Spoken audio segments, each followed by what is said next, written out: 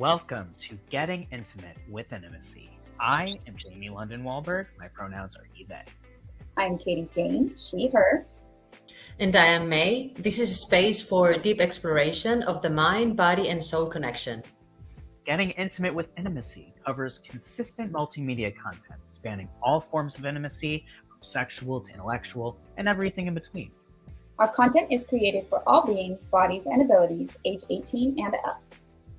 And it can be enjoyed on YouTube as well as OnlyFans and Inside Timer. The links will be in the description on for our live streams. We're really looking forward to experiencing the infinite layers of intimacy with you. And remember, intimacy starts within.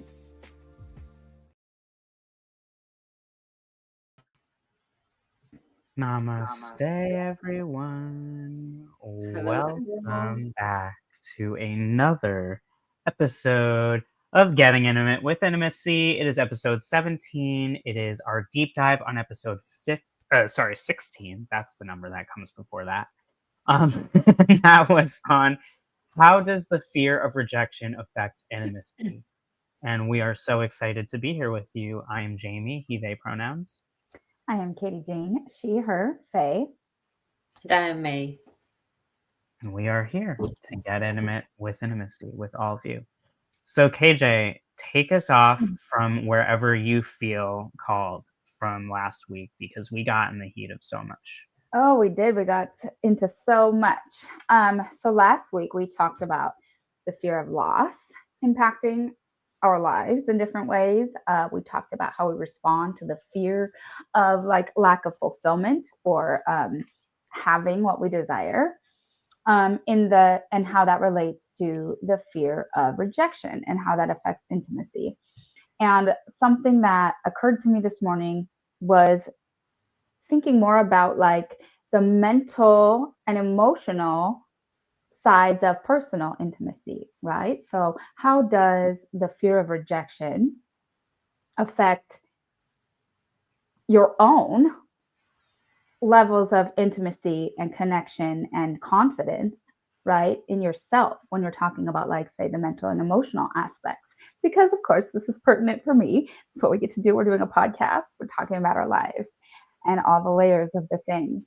So what's come up for me, I will share, because I am finally, some might say, following through on a lifelong, turns out, desire of something I was interested in pursuing as a career when I was a teenager. It's a trade, right, which requires me doing some schooling and learning a new trade and becoming an apprentice as an electrician. And I had my electrician's apprenticeship card when I was 15. For a year or two, I went to a union hall near where I grew up, paid $10. This is before the year 2000. And because there was an electrician in our church and there was a general contractor, and the general contractor was giving skilled laborers opportunities to go and do fundraisers for the church. So that's how that was set up. And so they went and did the jobs and the money went to the church instead of to somebody else. So I had the opportunity with having that card to go out with the electrician and install outlets and help run wiring through ditches and all kinds of different experiences within the sphere of what it would be to be an electrician. And I really liked it. I enjoyed it. My parents, however, had a pretty heavy not stop reaction. No, that's not a career for a young woman. Right. And now, right, into my 30s, I've heard for years actually that, many unions or electrical companies desire, as part of their diversity and equity, programs, to train women. They hire women, they will put you through school, right, to go into training and working for them in that field. And then just over the last couple of months of me doing Lyft, I transport some folks that are traveling electricians and other construction things. But specifically, who got into my car, several, at least a handful, right, of guys that are electricians. And so we ended up talking about that. And they're like, oh, yeah, our company will like hire you in a second. We're out here traveling from another state. I'm like, that sounds pretty cool. That sounds pretty fun. So it's been, percolating, and along with the desire for more financial stability, of course, right, at this point in my life, and thinking ahead about my family, my future family. And so the old stories have been coming up. Old stories I've told myself, or that I was told or fed by others, that, became kind of subconscious beliefs, like the story of it gets harder to learn things as you get older, which I know is not true because I'm a voracious learner. I love to learn. I want all the information, and I can learn new things. I know that, right? But I've also been telling myself that I'm not good at school because I struggled in the normal school system without anybody in my family being aware or then able to support the fact that I have a neurodiverse brain, right, and experience of life. And that the other 2 times I've tried college, it didn't work out. But that was for something I wasn't divinely aligned with, right? I've also told myself for many years that if I were to go back to school, it would have to be for something that lights me up. Pun intended at this point. So yeah. And so I am working currently on reframing the old stories, right? And shifting my mindset into more of an expansive one, right? Getting excited about looking at resources, right? To learn, to see what's out there as far as schooling and the programs associated, with electrical companies.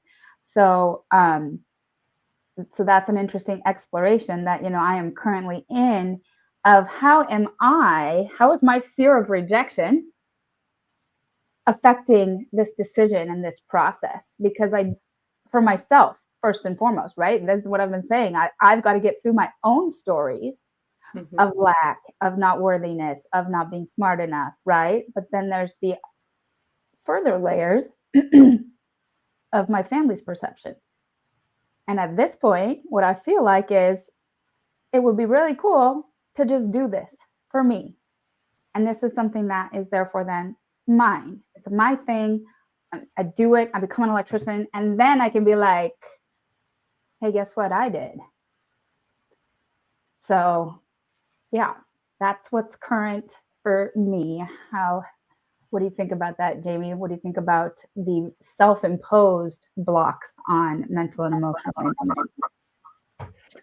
I'm proud of you for discovering, what it is that excites you, that has excited you from when you were young. That's something that we've talked about for a really long time.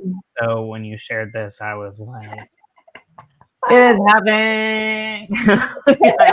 And I can totally see it. And I was actually, as I was listening to you, I was like slightly distracted by this download that was coming in for you of like what it would be like to be like known as like the spiritual electrician, and like what could that possibly mean and look like. Like that's a TV show. Like it's not fully fleshed out because I was like listening to you and I was like hearing this and I was like, what? I was like, oh, that sounds really cool, but I can't think about that right now because I have to listen. But I think you're absolutely right that you need to focus on the blocks that are within yourself. And I think that you've already started to do that by the fact that you've, first of all, before you even figured it out, you attracted the people, right? Like the message came again and again and again and again. And I was always interested when you started lifting this concept of meeting a lot of different people. I knew you were going to socialize with them and hear all these different stories. And it's an interesting way to network. And there are people like in Los Angeles, there were a lot of Lyft drivers that would tell me that they were like actors, actresses, screenwriters, whatever. And they were doing this, yes, to make money, but also because you never know who was going to get in your car. And they were networking. And they were looking for opportunities. And here you invited opportunities. And I think that instead of being in a lack focus, you've said, okay, now this is what I want. So I'm reverse engineering and I'm taking steps towards what I want. And that's giving you the direction that you felt like you were lacking. And so like I can literally see how you've been already very rapidly unblocking things in order to get to this point.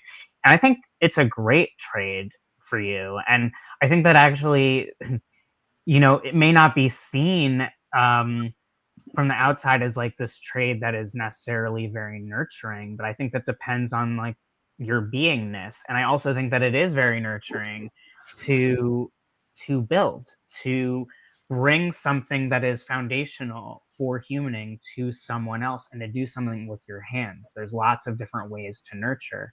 And so I feel like this is actually going to balance out your divine energies in a way that's going to be really healing for you. And I'm excited for you. And I know that you're gonna enjoy the learning and the whole process. And it certainly has me think about where I'm at currently within my professional state of being. On one of my birthday life day cards, my brother wrote something along the lines of, "This was a very transitional year for you." And it was like, whoa, because I've been saying that kind of thing for a long time. But then suddenly he was like, "This is a transitional year for you." And it was like, it wasn't even the fact, yes, there was, of course, meaning in him saying that and sharing it with me, but it was more so that I was realizing that I got to a certain new chapter because the universe was like, "We are telling you that this was a transitional year for you." So instead of me just thinking it and feeling that way and making it, and it used to be something that I feel like I would say to myself to make myself feel better about feeling rejected, about feeling like I wasn't where I wanted to be, or to all of the opportunities where I got a no or anything like that. I was just like, it's a transitional year. And then I got this card and I was like, no, this was a transitional year and an upgrade. And I made major progress on blocks that I've had for a long time. Like, I realized relatively recently that one of the reasons that I wasn't having people over, I wasn't dating, was because I didn't feel like my home reflected me. And I was worried about being rejected. And guess what I've been doing obsessively for the last 2 weeks? I've been organizing and decorating. My apartment is completely covered in art now, and my art, needless to say. And, so I think what I'm finding for myself right now is that I'm also learning. I just bought myself 2 different courses in sound healing. One of them is an accredited course on sound wave therapy, which is specifically with solfeggios. And I also just even see with my clients, even though I started to have kind of a lull, and I was like feeling rejected because, like, for example, a big cancellation happened, and I, felt the heat of that. And I was like, okay, but this isn't coming from like the client rejecting me. This is just a change in circumstances. And it had me realize that a lot of times we feel rejected by something that's a change in circumstances. Someone's no isn't always a no about you. It's also not necessarily a no forever. Right. It's just that they need to honor where they're at. And so personally and professionally, I received a lot of that. And I think that part of what helped me reflect that is being in my life day birthday period. Like, we often tend as humans to get a lot of yeses more than nos during that time, right? Like, it's usually our indulgence. We say yes to ourselves. We allow ourselves to have more, and also other people are likely to bend a little bit more and compromise a little bit more on things that they would or wouldn't have wanted to do in order to give you what you want because it's your birthday, right? And so that's had me realize that I've made a lot of progress, and I don't actually feel rejected right now. I feel like I'm in an observation of what's going on. And as Rory is about to transition over the Rainbow Bridge, I see that universe is creating a lull so that way I have time to breathe Mm. and to focus my energy on him. And so I've also found how rejection, again, not only is it caused by a change of circumstances, but that no could also be a yes. Like it's a yes, saying getting a no of something is a yes to something else. And you just got to figure out where that balance is. How is this all landing for you, May? So I'm going to start with Katie. Katie, I'm super proud of you for this little big step that you are just about to take. And I actually think that anything doing with electricity is very sexy. It's difficult for me, for example, to understand it because it, at least from my perspective, requires quite a lot of sequential understanding of how things are. But either way, I'm very attracted to it, and I would like to go deeper into it at some point in my life. And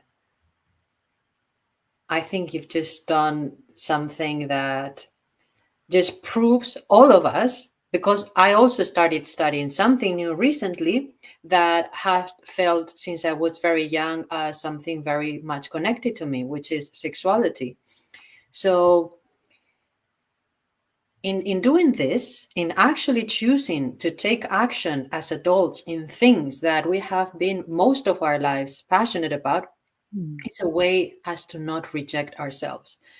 Nobody ever encouraged me to study anything doing with sexuality or to explore it either physically or mentally or in any possible way. And yet it was an inner calling. It was always there, the attraction for it, and not just to experience it physically, to get deeper into it intellectually, nowadays in energetically and spiritually, in all possible ways. And that's a way on a physical level to tell yourself that you love yourself and that all of your desires and all of your pulsations are not just valid and are supposed to be respectful. They're wonderful and they can make a huge difference in your life, not only as how you see yourself, but also as how many doors you're opening to actually feel fulfilled professionally, which I have to say is one of my greatest aspirations and desires. So, Katie, dear, my greatest desires for this new road that you're going to start, and I'm pretty sure that you will find options afterwards, whether it's with the clients that you meet right now or just finding, looking for jobs on like most people do, or whatever. I'm sure there is a place for you. And there's like electricity is everything about connection. So I can see how it's very much aligned with your spiritual path as well. Yeah, you can call me Sparky. I'm claiming that now. And yeah, in the future, like that's the other thing I just has much more recently been dropping in. Like after I get some experience, then yeah, down the road, who's not to say that I'm niching into spiritual entrepreneurs, right? People that are building communes or centers, healing centers, things like that. And it's very valuable knowledge and skill to have. So, absolutely. And it does light me up the more we talk about it. And yeah, it is interesting. Again, just sitting here after saying it, I'm having even more flashbacks and realizations of people that the universe put in my life and my path to reinforce the idea of a female electrician, right? Which is where I had such a block because I was told those stories and the big no's from my family. And another like aspect of it is like I had not even considered. It's like technically it runs in my blood, right? If my father was autistic and therefore 4 of the 5 children are neurospicy, myself included, and he, I say to people, could have been every kind of engineer. He chose to go into computers and worked his way up in computers, but he could have been an electrical engineer, a mechanical engineer. He worked on cars, right? And he understood electronics and electricity. So Like, why should I limit myself? Like, that is what I come from. And his father was an inventor. So Yeah, yeah, that's great, dear. And I also wanted to say to Jamie that I also feel, even though we haven't known each other for many years, but I could really see, I don't know, even the last 6 months, like really a progress in you, just from my perspective, dear. And I'm also very proud that you are opening yourself more to receive all kinds of love, all kinds of intimacy in your home, which you so beautifully take care of. And it activated something in me that I'm kind of a little bit concerned about. I normally don't bring people, no, not people. I normally don't bring lovers to my home who are not partners, because I'm very sensitive and very visual. So when the person leaves and there's been a strong connection in different ways, it stays with me at home, and I get easily distracted about things that are powerfully imprinted in me, either positive or negative. Positive or negative is from my perspective, is not from an absolute point of view. And so in the last years, I decided that I wouldn't be bringing, let's say, sexual, intimate lovers, let's say, into my home. And I don't intend to change this anytime soon, but I think it would be wonderful that I was able to some extent to be able to deal with that. I don't know. I feel that my sensitivity has a limit, and I do my best to grow and to expand and to be as open and receiving as possible. And sometimes I also have to recognize where I feel that it's too challenging for me, and put some kind of boundaries as well, at least for the time being. I love that for you, though. Honestly, it's a great reflection because, and also thank you, by the way, for your acknowledgement.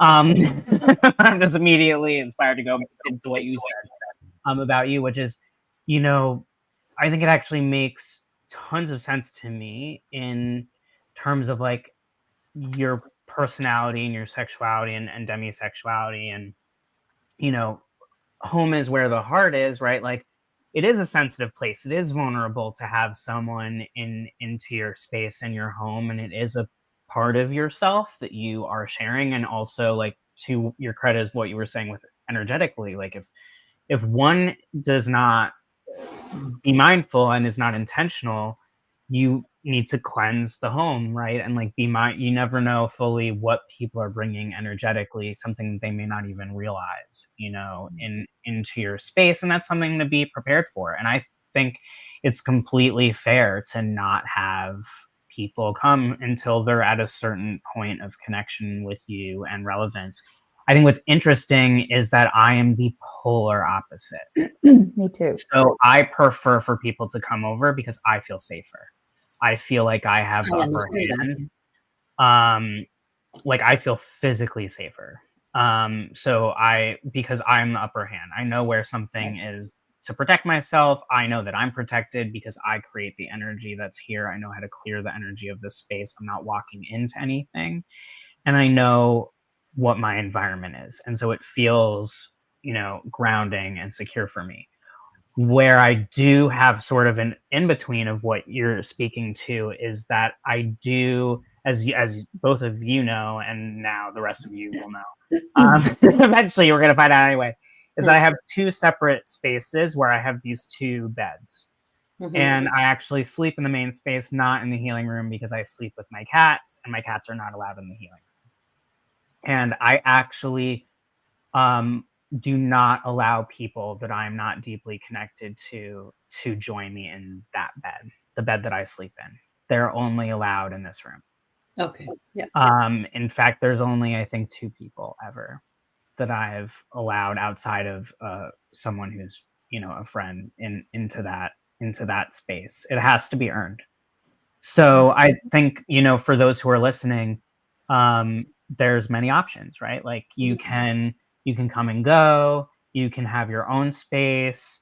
Um, these days I've been like in and out of weaving between, like, at this current point in my life, as much as I want to have more connection and intimacy of all different kinds, like I'm also kind of enjoying this single solo polyamory, situation where like I control my environment, my immediate environment. And it's not because I need to necessarily control everything. However, as we said earlier, I'm in a transition. It's been a transitional year. And so we all need something in our life that feels grounded and stable that we can anchor into. And for me, that's my space. So I don't see it as a problem or necessarily even a challenge for you, May. Like, I actually see it as a really beautiful boundary where you're honoring what intimacy means for you and what it means for someone to come into your space.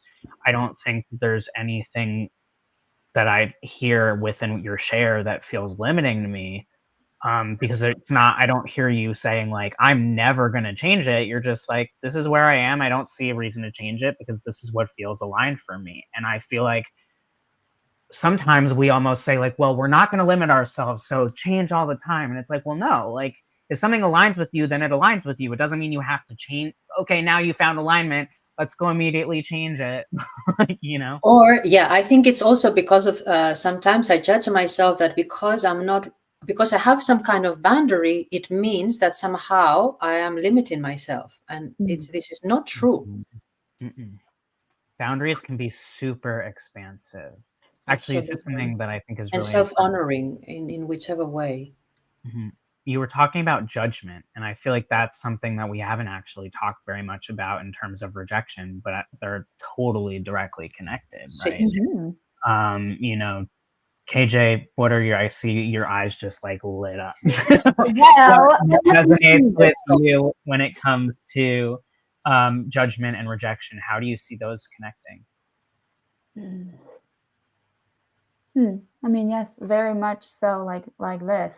And I just also want to echo, Jamie, my experience of living alone and practicing solo polyamory was the same thing. I loved my space. Like the apartment that I was in SeaTac, Washington for the last 3.5 years before I left, that was my domain. That was my purple palace of love because I painted the living room purple, right? And I was in my self-exploration journey. And there was the time at the beginning of the pandemic where I felt so isolated, right? And it was really hard for my social butterfly self, who finds recharge with other humans, right, to have that sense of isolation. And it didn't stop me from putting myself out there romantically and intimately, right? Like I still craved and therefore looked for and found connections. And I did have people, well-meaning friends and folks that were like, wow, you just have people over to your apartment? Yeah, this is my domain. So like Jamie said, I am energetically secure here. I know who I am, what is where, and I have full authority if things take a left turn to kick somebody out. Been there, done that. I am also a Scorpio that has 4 brothers I grew up with. Like, if I need to put on that, same thing applies to Lyft and people getting my car. People question me about that. And I'm like, also, no, I don't believe in living in fear, right? Like that's the whole, we've talked about this, right? Living in fear is limiting, right? If you are fearful, that's more likely what you're going to find in your experience, right? If you're making decisions based on that kind of fear.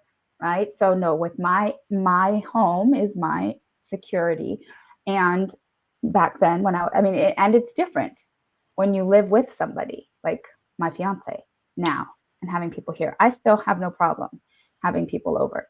And there's some different nuances to it. Right. And where those individuals are allowed until they reach a certain point in a relationship. Right. Or as friends, whatever. So, but the fear of rejection and judgment, I mean, that's, to me, like, that's pretty much the key piece. Any fear that we're feeling is because we're concerned about the judgment of others, right? That will either end in rejection or acceptance, right? Will either end in, like, I was judged and therefore deemed to be okay or not, right? By a person, a situation, an organization, right?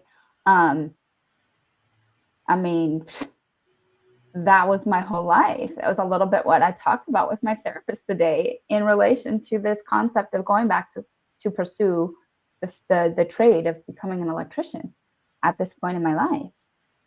There's all these questions of judgment, right? Like, when I decide to tell my family, what is the judgment? How will they react and respond? And obviously, at this point in my life, that is not what I'm basing my decisions off of. It's a factor. There's gonna be a reaction, right? When it comes to that, but I'm gonna do it first because I want to. At this point, it feels like we've talked about it. It's been in alignment for so long, and I've been blocking myself, right? And I'm working through that. So, and I've had plenty of time to work through the concept of any judgment around, like, a female in that trade. That's, like, not even, for me, that's not even a part of it, right? If anything, I feel by and large, my community and the community at large, society, is going to cheer me on for that reason, right? I am going to be a minority, and that's awesome for me, right? Like, most of the people, most companies want to see more diversity, right? So at this point in my life, the judgment due to my gender is not a factor for me that's going to affect whether I do it or how I perform, right, as an electrician. But I think that's such a good point to bring up because it's such an integral facet, right? Any fear that we have is going to be linked to judgment one way or the other, right? Once we put ourselves out there, once we make a move in a certain direction, or once we express part of who we are, the fear of rejection is due to the impending judgment one way or the other. Well said. Well said. I need a minute to digest that, but that's 1000%. It's bringing me into a whole thought about where judgment starts with this concept of, listening to your elders. And so if they say no, don't do something, then you're like, don't do it. And then you become an adult where you're like, well, now I get to do it because they said that when I was adult, I get to do what I want.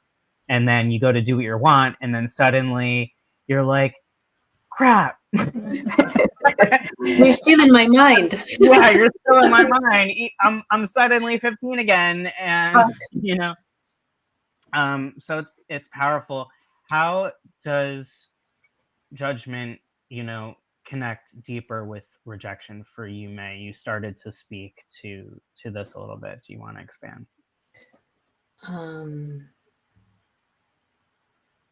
I think the judgment is already there. I don't think it's an immediate reaction to a situation. I think in my case, at least, or this is my perspective, when I feel rejected by someone, it's an activation of an old wound and an old belief about myself that I'm not enough or that I'm too much. It's one way or the other. And I think that when it gets active, to me, rather than saying it's the fear of being rejected, it's like when my interpretation, or it's not my interpretation, when there is clarity that I'm actually being rejected to some extent because there is a no from the other side. So it's not something that it's not so clear. No, there is a no from the other side. It's the anguish that you have, the anguish that comes with rejection. the pain that comes with it that you have to deal with. It's no longer like the fear of it has already happened and now you have to deal with it. When there is not clarity about whether someone has rejected you, well, I use rejected because it's I think it's an inner notion as much as it is a reality outside, because when there is a clear no from the other person, it's in a way a rejection, and in another way it's like a redirection from the universe, of course. So both things, I think, in a very realistic way are happening. But the important thing is, how do I react when it happens?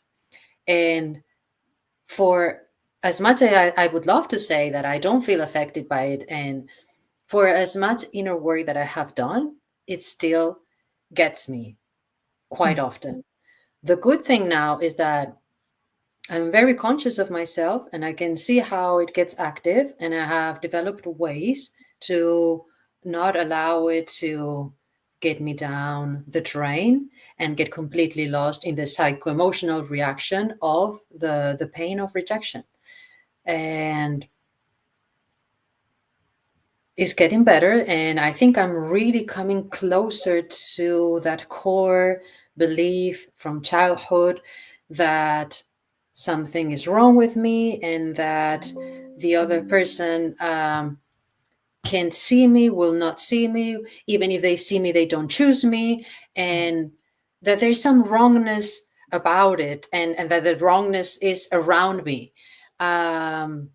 So I'm really, at this moment in my life, really coming closer to this core belief and being there with it, and lovingly and patiently trying to dismantle it. I think that's a huge next step. And like it definitely had me just see something which I think is really interesting, which is that, right, we've already talked about the limited perspective that comes from rejection and feeling Mhm. judged, right? Mhm. But what I love about what you said about the redirection, right? And the first thing that came to me was like, right, okay, so it's like how what I was saying earlier about, you know, a no to this means Mhm. a yes Mhm. to something Yeah. else, is basically along that lines. And so in actuality, you know, the concept of rejection is really about, it's not actually about no. Like it technically, yes, when you are rejected, we usually say no, but that's not, no doesn't always mean I'm rejecting you.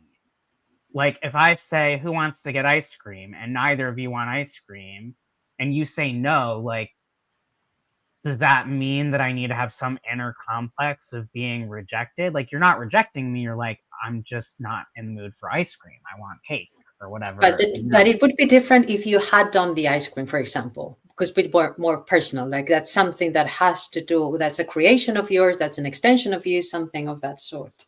Oh, 100% I would be devastated. But no, I mean, I've come a long ways around this, but I Okay. do absolutely, no, but 100% you are right. I do feel much more impacted emotionally, and I can feel rejected when I've made something for someone and they don't like it, or they don't want it, or they can't do it.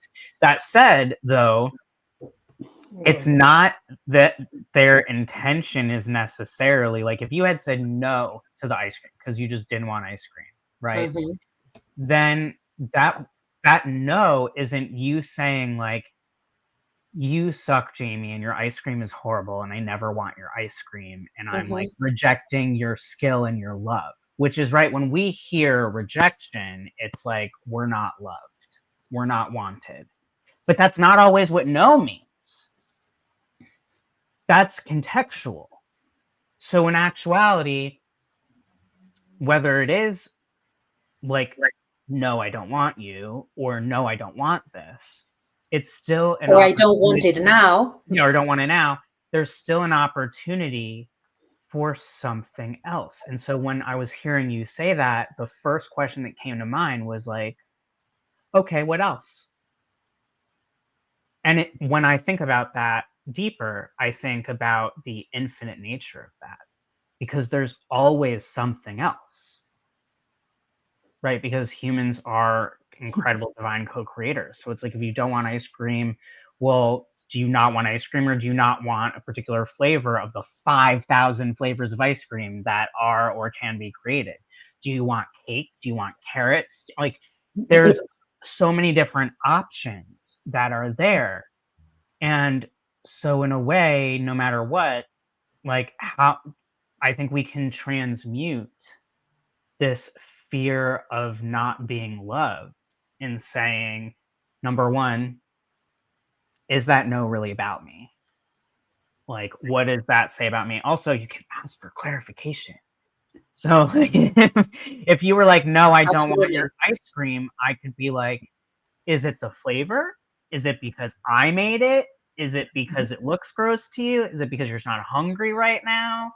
What is it? Like, there's a million different follow-ups that can be had there, instead of like immediately, oh, I'm rejected.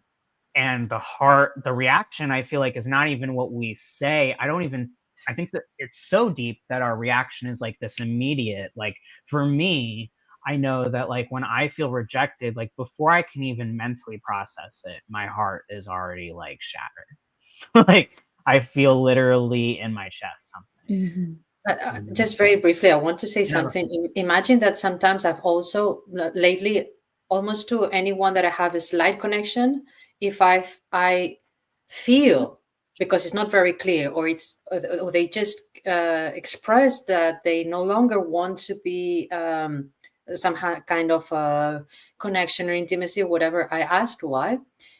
Imagine how disturbing it is that someone would tell you, I think that because I like you very much, or because I'm going to like you very much, I don't even want to taste you or taste you again. So that can ease the pain of the rejection. There's still a rejection somehow, because there is no connection anymore in the way that you are desiring it, in the way that you expect it. So even whatever the reason is for the no, in actuality, you have to deal with the fact that the experience that you were longing for, the connection, the extension, or the you doing something and the other person tasting it, is like you connected in your example through the ice cream with the other person. And it could be through the body, through whatever. That experience that you're longing to have is not going to happen.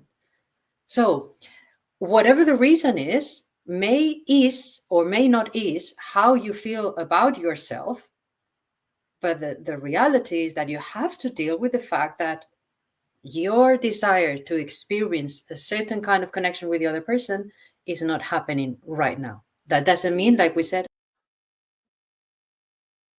Oh, that's a first timer. Man, we were doing so well with tech today. But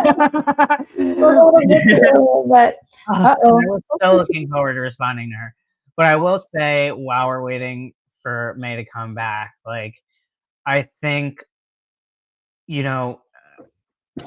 what I've literally been healing this in my own context very recently, in terms of, like, I know we started back career, so going almost full circle back to that, right? Like, for years, I've had a tough time with social media and feeling rejected because I wasn't getting the engagement and follows and stuff that I was looking for.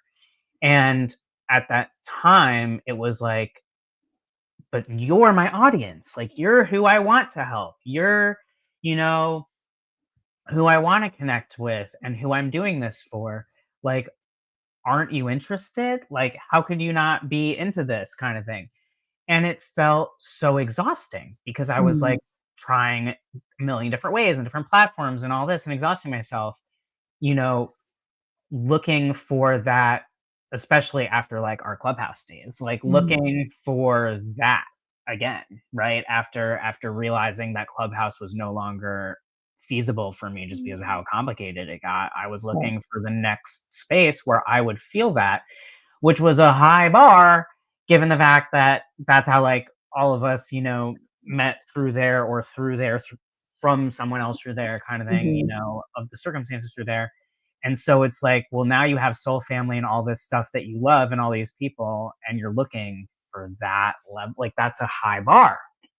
That's already like a very unique bar. But now I'm on Insight Timer, right? And like Insight Timer, I don't have to like worry about it because like I can say anything I want and people are into it. Last night I channeled in these Velveteer Dragon Kings and their ascended masters from the Quasar solar system. I had never talked to these people, these dragons, this collective ever before. And believe it or not, I continued based on what you were saying, May, but we're going to come back to you in a second. Let me just finish the sentence. And you know, like, there was a part of me while I was doing this channeling that was like slightly anxious about how people were going to react, because I was like, this feels like a very strange energy and different channel. And I was like, I feel like this is what came up from another, you know, from the last dragons that spoke last week. And people were like, oh my God, Jamie, we have to look these up. You know, and it's like, the wound, to bring it back to what May was saying, like, and so that you're on the same page, the details you'll understand when you rewatch this. But what I was basically speaking to is, you know, like, the wound of rejection that we feel from some because we want to be connected to those people. There are others who want your sauce. And like, now I'm there Monday, Thursday, and the rejections that I felt, I was contextualizing through my social media experience of like feeling rejected on all of these platforms after really positive experiences on Clubhouse. And now an Insight Timer, like, now I'm providing the same things that I was providing those people who were not in alignment, and I was feeling so rejected, like it was something that was wrong for me. But now it's something, right, that like I'm speaking to the people who want it. And so it feels, there is no rejection because those are the people who want it. So sometimes, like, it sucks because it sucks to have unrequited love, or in this case, someone who, and I've had that experience before and I still to this day don't understand it, which doesn't mean that you won't, but like someone basically being like, I like you and I want you so much that I can't really have any of you because like it's not to the degree that I want you, right? Like, there's this whole like cat and mouse and push and pull, and it can feel, I'm imagining, frustrating to feel that way. But there are going to be people who are going to be like, May, I want whatever you're going to give me. And whatever we can have is what we can have, and we're going to make it special what we have. And when that comes, all the rest of that rejection, you're just going to be like, oh yeah, they just weren't in alignment with me. Yes, exactly. So, Jamie, you kind of like brought it back. I was thinking about something that May said earlier, and then while you were talking before May disappeared, you kind of brought it back full circle. But I loved what you said earlier, May, about judgment already exists inside us, yeah. And then especially, and in general, right? There are certain things in society, in careers, you know, that are already decided as acceptable or as the goal or whatever, right? And then circling back to careers, like say you go on a job interview, which I hate those so much. Not my favorite. When you don't get chosen for a job, you have an opportunity. How are you going to react? Was it personal, or was it they have a judgment of what they're looking for and you didn't fit a square, you know, a round peg can't go into a square hole, or vice versa, whatever it is. You didn't want that job anyways, right? Because down the road, the next thing that you interviewed for, or the one after that, is the divine alignment. And you're like, oh my God, I'm so glad that one didn't work out, right? Or you try a job and you get fired. You're not supposed to be there, right? And then that's how do we get to respond or react to that other existing judgment, right? Like, it isn't personal, or maybe it is. And yes, then what next? What else, right? There are so many possibilities. There are so many jobs, professions, lovers, right? Like Jamie, and like exactly what Jamie just said. If somebody that you have connected with says, for whatever reason, this is no longer working out, there is somebody else that will be like exactly like Jamie said, like, Absolutely. yes, anything you want, like, I'm down, I'm here, because I've personally had that experience like recently, and it's really reaffirming. So yes, I love this whole conversation. So Yeah, good. I love it. And we're going to continue it next week. We've actually decided now that we're going to do an episode and 2 deep dives, so that way we can each have our own, make sure that we have our time to shine and communicate with one another. We don't want to feel rushed, and we're tired of this concept of like, yep, I answered, now May answers, now KJ answers, and we don't get to respond to each other. That's not what we want to be doing. So, you may see a slight change in format going forward, but we're hoping that you will love the change, so that way we can go even deeper and really have things feel super conversational and have even more of an opportunity to engage with all of you. And of course, Leah's supporting it. For anybody that's watching that doesn't know, Reverend Lee Hyde is my fiance. Yeah, so cute. He is on a job switching out light bulbs this week, so that's love it. like switching the whole Synchronicities. system from fluorescent lighting to the LED lighting. Yeah, I asked him a lot of nerdy questions about that recently.